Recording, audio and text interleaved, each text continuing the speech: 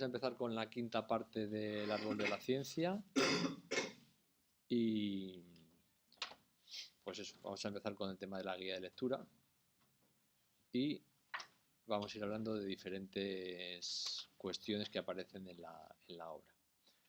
Bueno, aquí de lo que se refiere a la literatura, de un elemento que podemos hablar es de los cambios de espacio, ¿vale?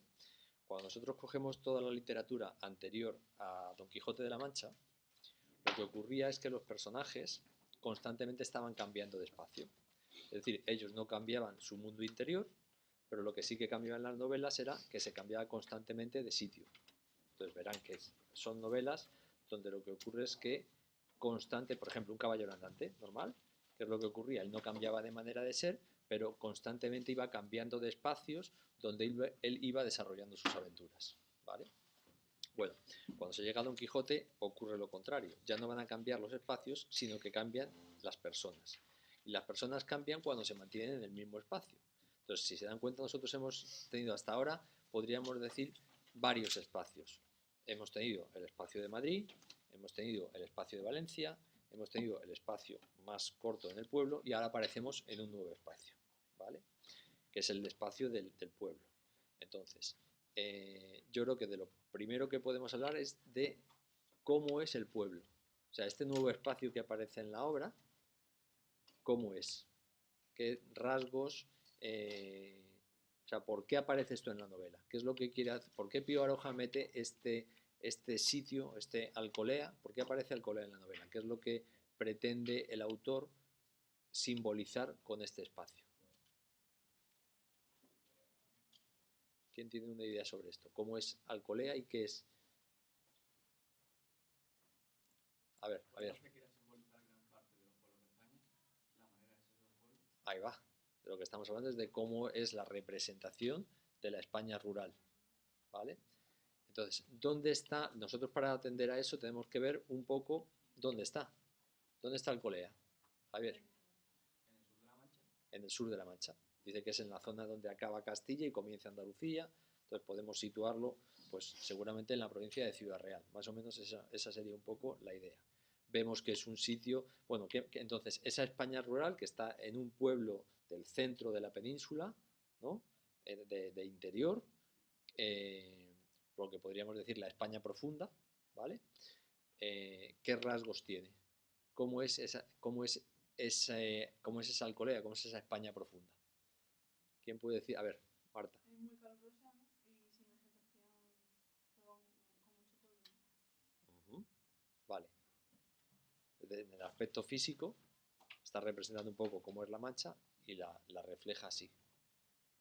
¿Qué más? Clara. Era un pueblo muy religioso porque más de una ocasión habla sobre cruces que se encuentra Uno de los rasgos efectivamente, habla de que el catolicismo, ¿no? Alude a que el catolicismo tiene como agarrotado al pueblo. A ver si alguien encuentra alguna cita que trate de eso, pero efectivamente ya se habla sobre cómo la religiosidad católica tiene maniatado al pueblo. ¿Qué más? Javier. También hace un énfasis muy especial en los viñedos. En el dinero, la importancia que tiene el dinero. No, los viñedos. Ah, los viñedos, vale. ¿La Sí, política también? la política. Bueno, en lo de los viñedos, ¿qué es lo que dice Javier? Que está totalmente rodeado por viñedos, que no hay otra cosa. Vale, es decir, podríamos decir que se habla del monocultivo. Pero hay un episodio, por ejemplo, en relación con los viñedos, hay un episodio del que nosotros podemos extrapolar. De hecho, el propio narrador saca una serie de conclusiones a partir de esa anécdota que tiene que ver con los viñedos. ¿Se acuerda de eso? Sí, yo creo que era de los últimos capítulos. Sí, pero ¿qué es lo que ocurrió con los viñedos? Marta, ¿usted se acuerda? En Francia, que en Francia se quedaron sin viñedos por alguna plaga o algo y entonces tenían que exportarlos a Francia. Entonces empezaron a cultivar viñedos hasta que en Francia se recuperaron y ya no compraron, entonces la economía del pueblo fue peor. Vale, ¿y cuál es la conclusión que sacamos de todo eso? Porque el narrador, de hecho, saca una serie de conclusiones de cómo, porque estamos hablando de las características, podríamos decir, físicas, pero luego hay que sacarlas, bueno, se ha aludido al tema del catolicismo, las características morales, ¿qué es lo que eso, para el narrador, qué es lo que demuestra eso? Que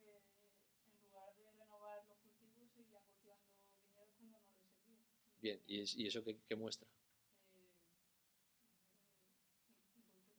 Su incultura, el estancamiento, la incapacidad para modernizarse, ¿no? La incapacidad para resolver problemas. La vida les interpone un nuevo problema y ellos utilizan una receta que ya es errónea, que había salido bien antes, pero que ahora sale mal. ¿Por qué? Porque ellos no son capaces de actuar con inteligencia y poner los medios que tienen ya, dice el narrador, el dinero, ponerlo, invertirlo en otros cultivos, en otros elementos que les hubiesen permitido que ese chorro de dinero, que creo que emplea esa expresión exactamente, ese chorro de dinero, se siguiese manteniendo. La entrada de dinero dice que se electrificó el pueblo, el pueblo sufre un importante desarrollo gracias a esa plaga en Francia y sin embargo ellos son incapaces de aprovechar ese impulso económico y en cuanto desaparece esa circunstancia externa, es decir, que se la han encontrado, de repente hay una plaga en Francia y eso a ellos les hace ricos, cuando acaba esa plaga ellos son incapaces de asegurar que el flujo de dinero sea constante. Vale, más cosas del pueblo. Yo tengo la cita de lo de la religión y eso. A ver, diga la paloma. En los balcones centrales, encima del portón, pintado de azul, brillaban los geranios. Las rejas con sus cruces daban una impresión de romanticismo y de misterio, de tapadas y excavatorios de conventos. Por encima de alguna tapia, brillante de blancura, como un témpano de nieve, caía una guirnalda de hiedra negra. Y todo este pueblo, grande, desierto, silencioso, bañado por la suave claridad de la luna, parecía un inmenso sepulcro. Vale. Lo que pasa es que ahí está. ¿En qué momento ha hablado del catolicismo exactamente? Porque ahí está hablando. ¿Perdón? No, cuando dice lo de las cruces. Ajá, vale, no, pero eso está bien. Pero creo que hay otro momento en que directamente es que habla del cómo influía la moral católica en que las mujeres no salían de casa, en que lo dice explícitamente. O sea, que lo que ha leído Paloma es correcto, pero hay una cita todavía más clara. La representación que se hace de la religión nuevamente es negativa. Es decir, el hecho de que el pueblo esté tan influido por la moral católica, no es algo que contribuya al desarrollo de la población, sino que contribuye a su inmovilismo. Uno de los rasgos de este pueblo es el inmovilismo. Mireia. Yo creo que la cita que usted se refirió antes de la religión, creo que la tengo, no sé si es A ver. correcta. Dice, muchas veces a Hurtado le parecía al colega una ciudad en estado de sitio. El Sí, esa sitiador es. era la moral católica. Allí no había nada que no estuviera almacenado y recogido. Las mujeres en sus casas, el dinero en las carpetas, el vino en las tinajas. Entonces antes se preguntaba qué hacen estas mujeres, en qué piensan, cómo pasan la hora de sus días. Difícil de averiguarlo. Ahí va. Miriam. Yo encontraba otro párrafo que también A ver. En uno de aquellos patios vio Andrés muchos hombres y mujeres de luto rezando. ¿Qué es eso? Preguntó. Aquí le llaman un rezo, dijo el secretario, y explicó que era una costumbre que se tenía de ir a las casas donde había muerto alguno a rezar el rosario. Otra vez, o sea, que lo que está. Sí, Manolo. Encontré también otra. Dice, los hombres iban al trabajo y a veces al casino. Las mujeres no salían más que para los domingos para ir a misa. Ahí va. Es decir, que lo que nosotros estamos viendo es que la vida del pueblo está muy condicionada, en opinión del narrador, por la moral católica y por la religión católica. ¿Vale? Y él ve como eso es un elemento negativo. ¿Vale? ¿Qué otras cosas hay más del pueblo que podemos hablar? A ver, Elisa. Los políticos son corruptos. Ahí va, ese es el tema que quería sacar yo ahora, el de la política. Vale. Pero a uno le parece peor que alguien robe a un particular que los políticos roben a la comunidad. Vale, y eso nosotros, si fuera un sustantivo, ¿cómo lo llamaríamos? ¿Qué tipo de población es esa que le parece bien o que ve con buenos ojos que los políticos saquen las arcas públicas? Incultos, vale. No necesariamente tienen por qué ser incultos. Confiados. Bueno, yo diría que son abúlicos, pasivos. Vulnerables. No, vulnerables no. O sea, la idea está en que vulnerable es una persona a la que se le puede herir con facilidad. Pero esta gente lo que es una actitud que es pasiva, no es una actitud que ellos estén implicados o estén... Javier. Son indiferentes a lo que ocurra con el destino de los dineros públicos, de la política. Es decir, hay una abulia, que es la palabra que empleaba la generación del 98 y que pueden anotar, que es con B, abulia. Y entonces es una población abúlica que no se interesa por los problemas políticos. Entonces, los corruptos partidos que se suceden, los liberales y los conservadores, pueden hacer todas sus malas artes porque es que la población les deja hacer. Es más, hay una actitud comprensiva de la población cuando la gente roba de lo que llamaríamos hoy corrupción, ¿no? Se producen casos de corrupción y sin embargo la gente lo ve normal. Y les parece muy mal que se robe a una persona con nombre y apellido, una persona individual, ¿vale? Bueno, pues todo esto efectivamente nos hace ver un poco cuál es el medio al que se dirige. No me quiero extender demasiado, aunque podríamos hablar más rato, porque ¿a qué hora se van a ir? A las 10. Vale. Entonces, yo creo que de este tema, algo más que tengamos que ver de cómo es el pueblo. Bueno, va a salir ahora otra vez lo del pueblo, va a salir constantemente porque lógicamente esta quinta parte se desarrolla en Alcolea. Entonces van a salir más cosas sobre el pueblo. Pero efectivamente, lo que sí es importante es que nosotros nos demos cuenta de que el autor utiliza conscientemente, sitúa la acción en un pueblo porque para él es una metáfora, es un símbolo de cómo es la España profunda. De alguna manera hemos visto cómo es la vida en la ciudad y ahora pasamos a ver cómo es la vida en los pueblos.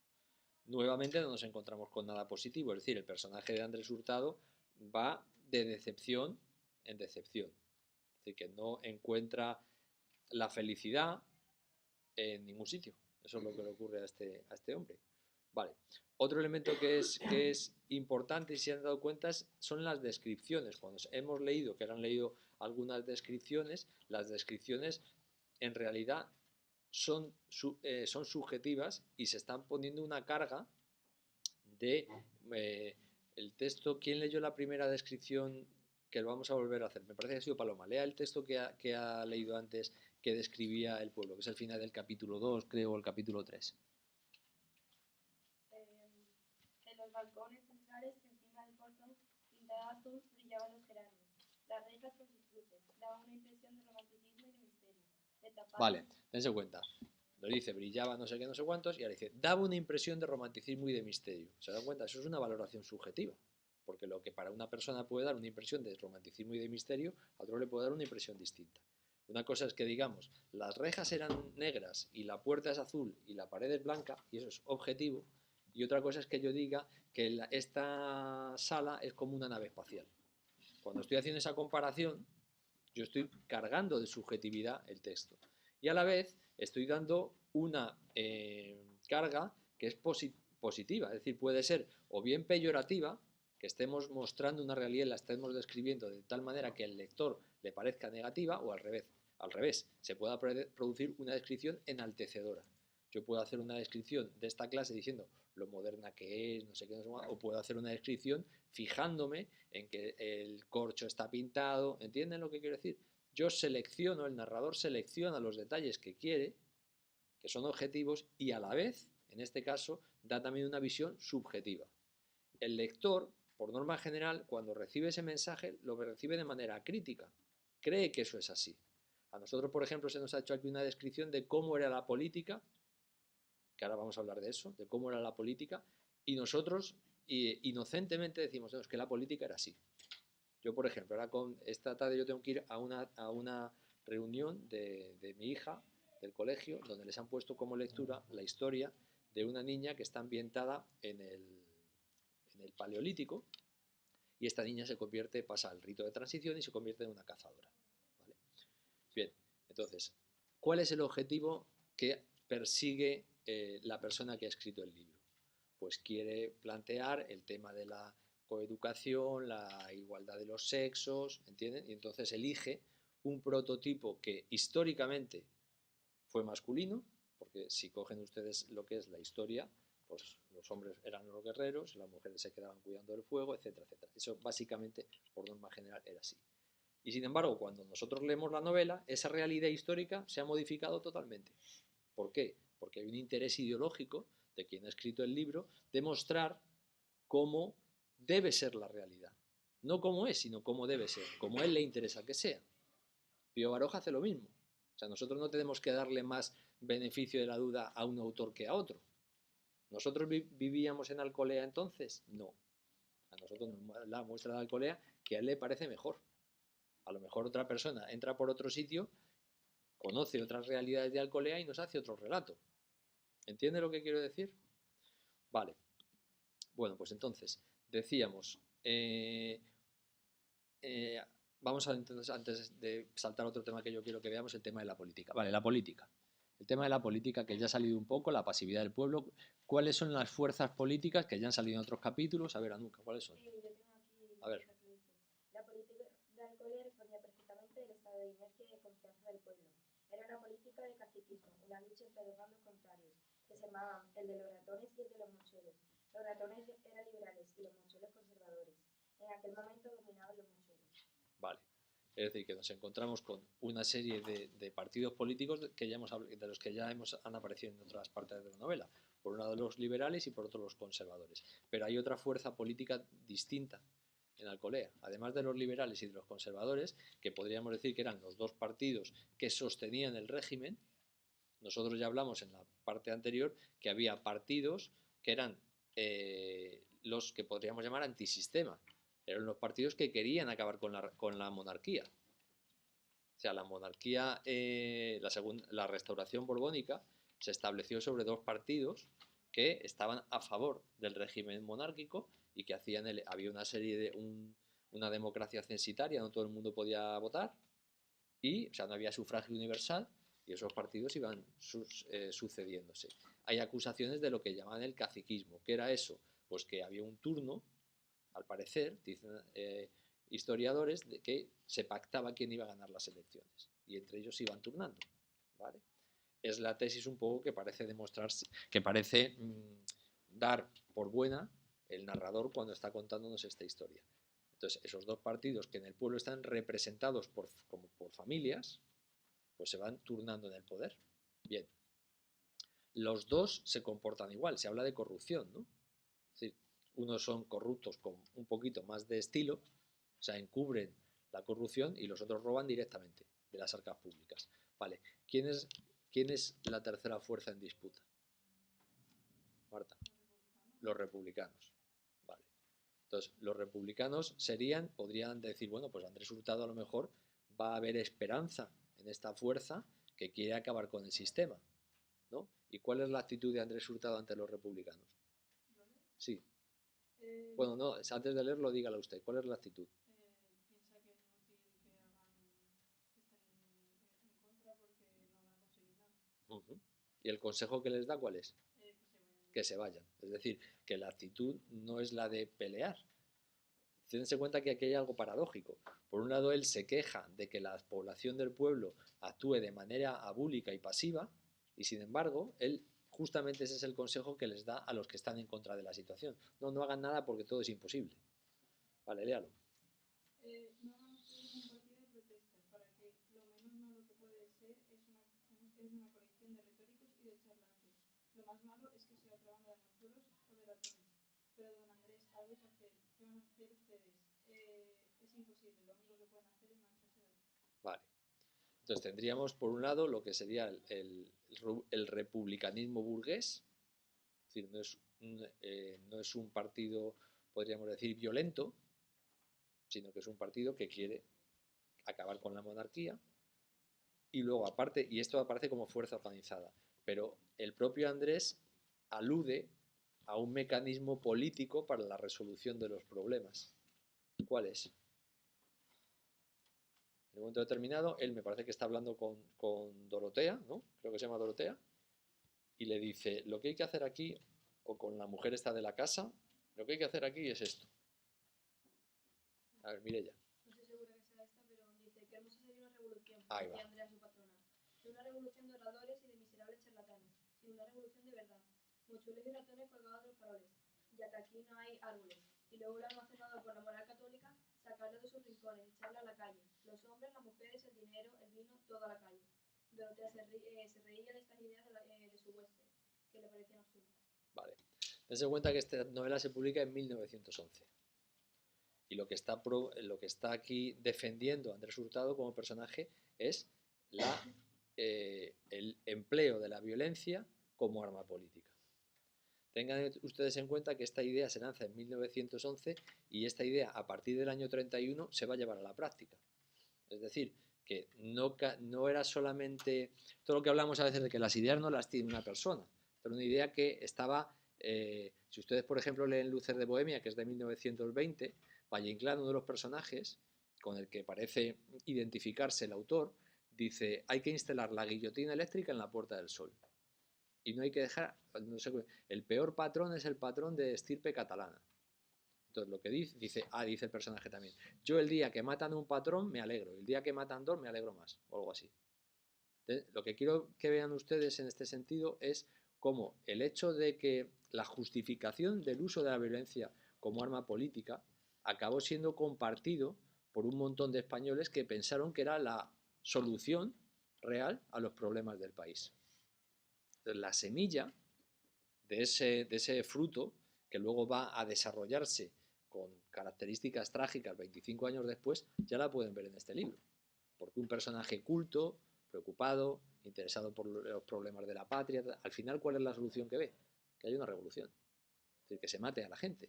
Además que esto lo está diciendo abiertamente. Hay que colgarlos, como no hay árboles, hay que colgarlos de las farolas.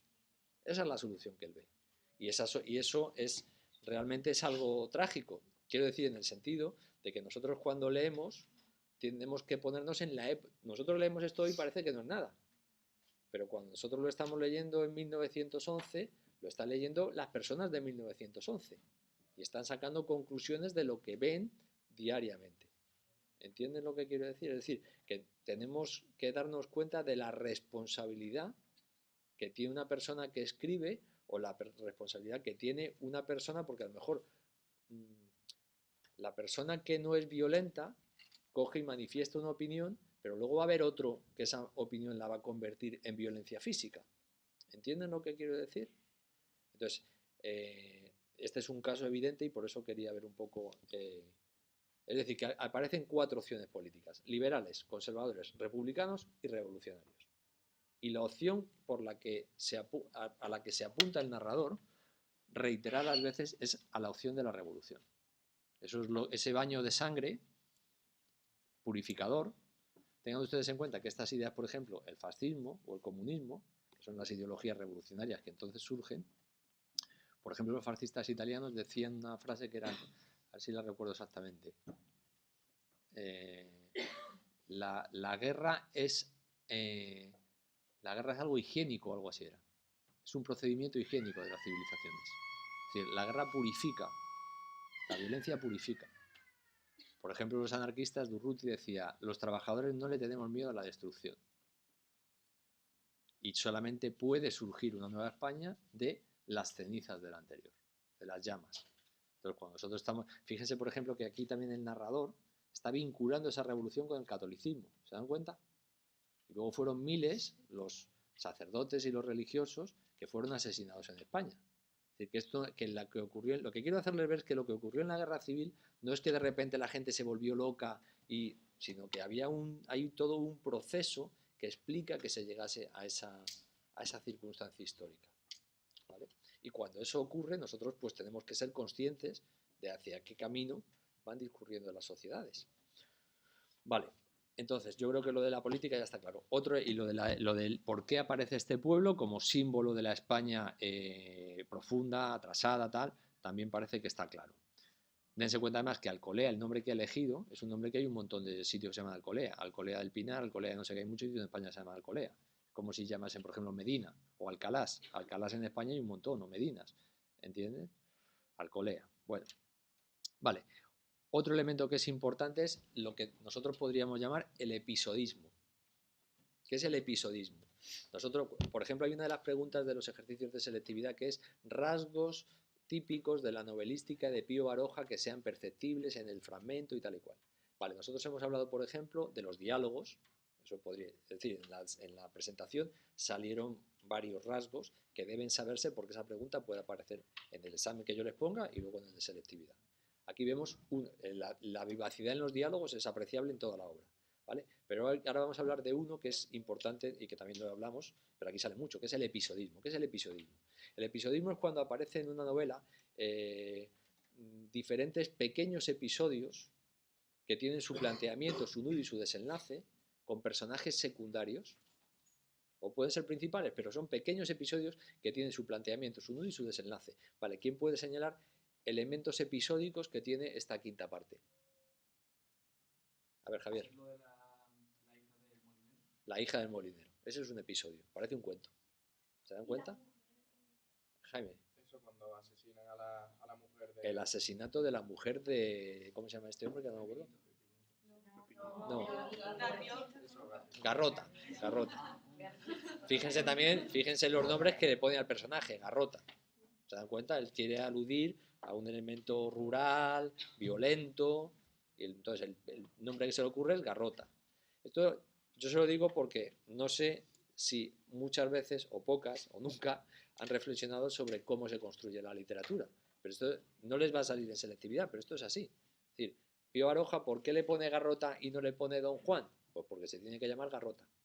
Vale, entonces tenemos el episodio, vale, más episodios. Porque hay otro episodio que no hemos tratado y que yo creo que es interesante, que es el del inicio del viaje en tren. ¿Se acuerdan? A ver qué ocurre en ese episodio, Elisa. En el viaje al pueblo. Entra en el vagón de primera clase y hay un señor y le dice que en ese no se puede fumar. Y luego entra otro señor y se lo vuelve a decir. Y luego cuando vienen a preguntar por los tickets, el señor que estaba diciendo que no se podía fumar ni siquiera tenía un ticket de primera clase y le quieren echar y se empieza a quejar de que España está menos desarrollada, de que es peor. Vale, ¿por qué cree que está ese episodio ahí? Porque todos los episodios desempeñan una función. ¿Por qué dice Pío Baroja? Voy a meter esto aquí. Marta. Uy, perdón, Elena. Para que se viese cómo se veía España desde otros países, ¿no? Porque este hombre supuestamente era de Estados Unidos No. o de Inglaterra. O No. Él viene de que ha estado viajando por otros países. ¿De dónde es? Es americano, ¿pero de dónde?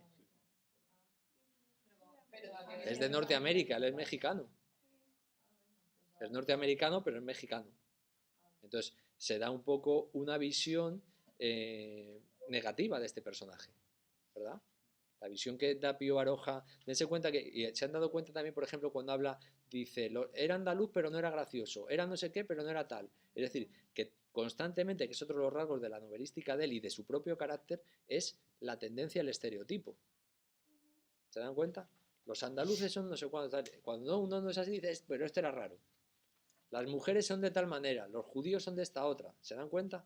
Hay constantemente un elemento que podríamos llamar racista. Esto por norma general no se dice, porque generalmente este escritor es que no sé qué, no. Las cosas hay que verlas como son. Las cosas, la gente tiene sus lados buenos, sus lados malos y los lados que son. Hay gente que puede ser igual de racista que él y ya está. Pero esto es lo que es. Entonces aquí nosotros estamos viendo una muestra de... es que claro, tampoco podemos decir los mexicanos son una raza o los andaluces son una raza. A lo mejor no es racismo, pero lo que sí está claro es que hay una tendencia muy marcada en la obra del estereotipo, a que las personas son juzgadas en función de cuál es el grupo humano al que pertenecen, ¿vale? Sea como digo, las mujeres, los andaluces, los mexicanos, los valencianos, eso es así en la obra. Vale, entonces, el episodismo también es una cosa con la que acaba Cervantes. Es decir, todas las novelas anteriores a Cervantes eran episódicas. Los personajes cambiaban de lugar, no cambiaban de manera de ser y sí cambiaban las circunstancias a las que se iban enfrentando. Es decir, tenía una aventura y otra y otra y otra. Y dense cuenta que una de las cosas que dijimos es que Pío Baroja creía que las mejores novelas eran las episódicas. ¿Alguien recuerda por qué? ¿Por qué a Pío Baroja le gustaban las novelas episódicas? Pues le gustaban porque a él le parece que son las más divertidas. Son las más entretenidas. Esta novela en realidad, dentro de la novelística de Pío Baroja, no es la común. Él tiene muchas más novelas, son novelas de acción, donde es un episodio y otro episodio, los personajes cambian de sitio, son aventureros, son terroristas, a lo mejor también, La sirena de la niebla, por ejemplo, y entonces pues son novelas muy entretenidas. ¿Qué es lo que a ustedes les parece entretenido esto de ir poniendo pequeños episodios o no? Yo creo que es entretenido. Esa es la función un poco que él creía. O sea, las novelas para él tenían que servir para entretener. Hay gente que no escribe novelas para entretener, escribe novelas para poner ideas, para hacer reflexionar, ¿entienden? Es una novela para, o sea, él quería hacer novelas para entretener, y esta quizás es la novela de menos entretenimiento de las suyas, pero aún así, esa tendencia al episodismo está presente en la obra. Vale. El episodismo a la vez da lugar a otra serie de elementos que es los personajes secundarios. No sé si ustedes, claro, yo es que no sé qué novelas han leído, pero vamos, hay novelas donde hay muy pocos personajes secundarios. Hay un personaje principal o varios personajes principales y a lo mejor aparecen a lo largo de la obra 5, 6, 7 o 10 personajes secundarios. No es el caso de esta novela. Si se dan cuenta, en esta novela hay un montón de personajes secundarios, porque al ser muy episódica, al tener muchos episodios, lógicamente eso va atrayendo el que aparezcan más personajes secundarios, ¿vale?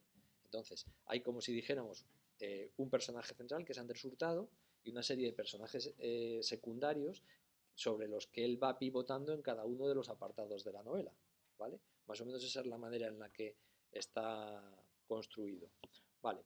Y ahora vamos a pasar a otros 3 temas que me parecen a mí interesantes de esta quinta parte, ¿vale? ¿Cómo podríamos decir que es el carácter de Andrés ante todo esto que él va viviendo? Ah, bueno, se nos ha pasado una cosa del pueblo, y es la visión sobre la medicina. Vamos a ver un elemento más, que es la visión sobre la medicina. ¿Qué visión se da aquí de la medicina? A ver, Elena. Pero lo primero que le dice Sánchez, ¿no? El otro médico, era que tuviese claro que allí tampoco era un pueblo donde se ganase mucho dinero. Y luego como que lo tenían como... se iban turnando, ¿no? Y era como un poco... sí, rivalidad, porque Sánchez, por ejemplo, se enfadaba porque había ido a curar a la hija del molinero, porque era como su territorio. pero había ido él, entonces era como rivalidad. Elisa. También la medicina no se basaba en curar al paciente, sino en ganar dinero, porque cuando Hurtado fue a curar a esta chica, le dijo que se fuese a Madrid, porque es donde podrían ayudarla, y Sánchez se enfadó. Ahí va. Es más, le dices, si uno te sale que tiene no sé qué, son 20 visitas, si sale no sé cuánto, son 6 visitas. Es decir, que se pensaba más que en la curación del enfermo, se pensaba efectivamente en que la enfermedad se alargara y poder sacar más dinero de la enfermedad. Vale. Luego cuando salva a la chica, como que se corre un bulo de que Hurtado es muy bueno en lo que hace y eso, y empiezan a creer en la ciencia, que era lo que defendía Hurtado. Entonces Sánchez dice en una de las citas, Sánchez, al ver que la gente se inclinaba a creer que en la ciencia del nuevo médico, emprendió una campaña contra él. Ahí va. ¿Y esa campaña tiene sus frutos o no? Sí. Es decir, que aquí vemos la importancia de influir sobre la opinión pública. En términos reducidos, podríamos decir que Andrés Hurtado recibe un curso de cómo funciona la sociedad. Dense cuenta que lo que le propone el médico es reproducir el sistema político, de que hay un turno entre conservadores y liberales.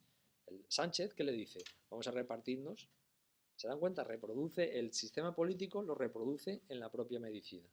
Y luego, además de esto, se me ha ido una idea que les quería decir. Bueno, da igual, luego vendrá. El caso es que ellos acaban reproduciendo el...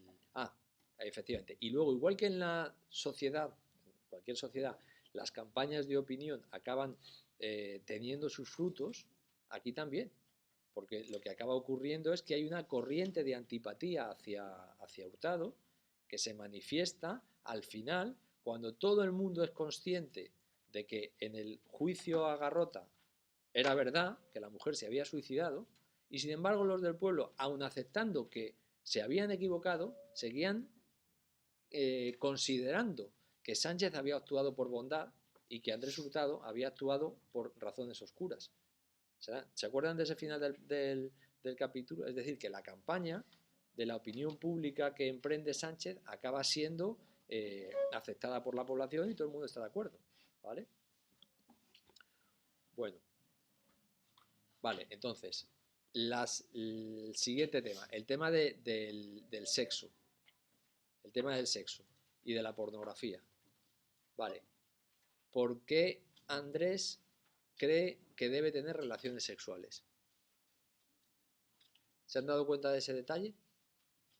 O sea, Andrés Hurtado no es, aparte que tenga, digamos, sus necesidades sexuales, es que él cree que debe tenerlas. ¿Quién se ha dado cuenta de esto? Que él reflexiona y dice, no, yo es que tengo que tener relaciones sexuales, este es mi problema. La filosofía es mejor. No, es que él lo que empieza a ver es que se está quedando calvo, que le funciona mal el organismo, y él lo achaca a que no está teniendo relaciones sexuales. Entonces dice, yo tengo que tener relaciones sexuales, y se plantea si va a ir a los prostíbulos. ¿No se acuerdan de aquel momento en que empieza a plantearse que hay 2 prostíbulos en el pueblo y él dice a ver si va a ir? Y él dice, no va. ¿Por qué razón no va a ir al prostíbulo? ¿Por orgullo de qué? De que los otros del pueblo puedan murmurar de él. Es decir, que a lo mejor si hubiese estado en Madrid, donde nadie le conoce, pues a lo mejor hubiera ido, pero aquí como está y puede ser en menoscabo de su propia integridad moral, pues él coge y dice, oye, yo no voy. Para que esta gente pueda murmurar sobre mí, yo no voy. Y eso es lo que ocurre.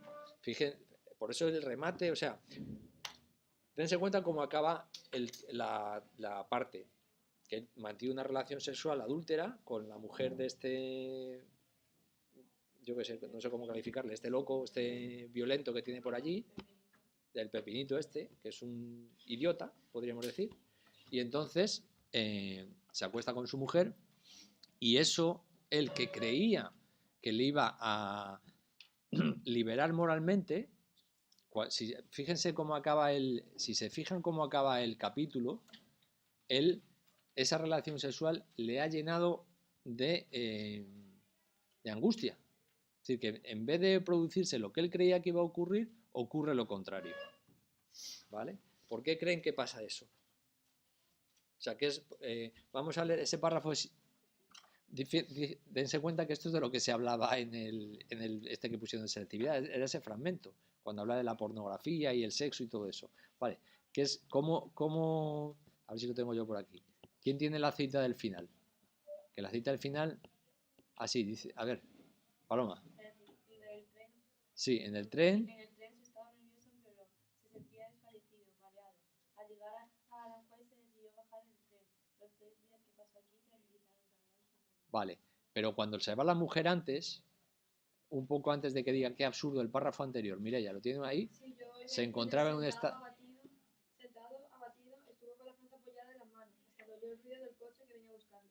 Se levantó, se vistió y abrió la puerta antes que llegara, por miedo a pensar en el ruido de la aldaba. Un mozo entró en el cuarto y cargó con el baúl y la maleta y los llevó al coche. Andrés se puso el gabán y subió a la diligencia y comenzó a marchar por la carretera polvorienta. Vale, dense cuenta que antes dice, después de que ha tenido la relación con esta mujer, dice, Andrés se sentó en la cama atónito, asombrado de sí mismo. Es decir, él no se imaginaba que eso iba a ocurrir. Vale, ¿por qué ha ocurrido esto? Podríamos decir que el instinto ha podido sobre su sistema moral, ¿no?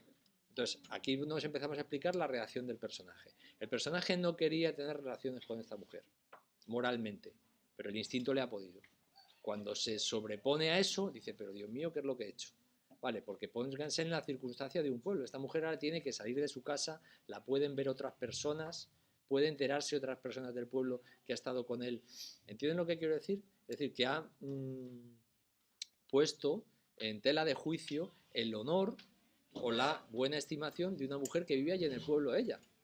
Que él se va, pero ella se queda. ¿Entienden lo que quiero decir? Entonces yo creo que por un lado Andrés Hurtado se arrepiente, o sea, hay como varios arrepentimientos de lo que acaba de hacer. Uno, el hecho de que ha puesto en duda la moral de esta mujer. Dos, el hecho de que se da cuenta de que él no ha arreglado nada con todo esto que ha ocurrido. Y tres, el hecho de que él se da cuenta de que ha cedido al instinto.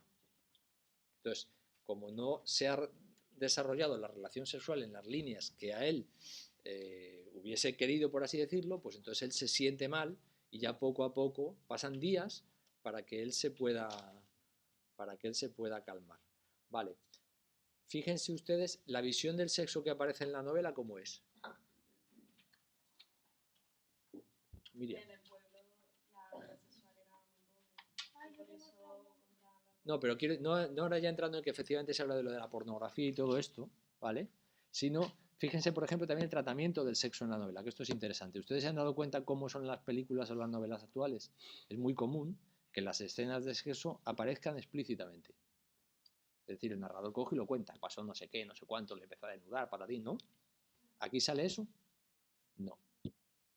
Aquí directamente el lector inteligente, esto a lo mejor lo lee un niño de 8 años y ni se da cuenta. ¿Entienden lo que quiero decir? ¿Por qué hace eso el narrador? ¿Y por qué? ¿Por qué hace eso el narrador? Que detrás de eso está una opción. ¿Por qué creen que hace eso? Dense cuenta, esto está en relación con lo que ha dicho Miriam, que por eso me lo ha recordado. Miriam dice que hay un párrafo, y es verdad, cuando se habla de que en la novela porno... ¿Ustedes creen que a Pío Baroja le gustaban las novelas pornográficas? No. Se manifiesta el narrador abiertamente en contra de ellas. Le parecen mal esas novelas francesas, no sé qué. Dense cuenta otra vez que ese es lo que decimos de clasificar, ¿no? Esas novelas francesas como que vienen... ¿Entienden lo que digo? Y entonces, en la novela pornográfica no le gusta. Él en su propia literatura coge y dice, yo esto no lo pongo, porque no le parece que moralmente esté bien, ¿vale? Y si se dan cuenta, la actitud que mantiene el narrador y todos los episodios sexuales que aparecen en el libro hasta ahora han sido negativos, ¿no? Y todas las relaciones matrimoniales que han aparecido hasta ahora son negativas también. Su familia, ¿no? Es una constante. Vale, pues ya son las 15. ¿Qué hace? ¿Tenemos más tiempo o no? Se tienen que ir, ¿no? Vale. Ah, venga, pues vaya, yo que estaba esperando, que creía que les iba a venir a buscar a alguien. Vale, pues venga, ya está.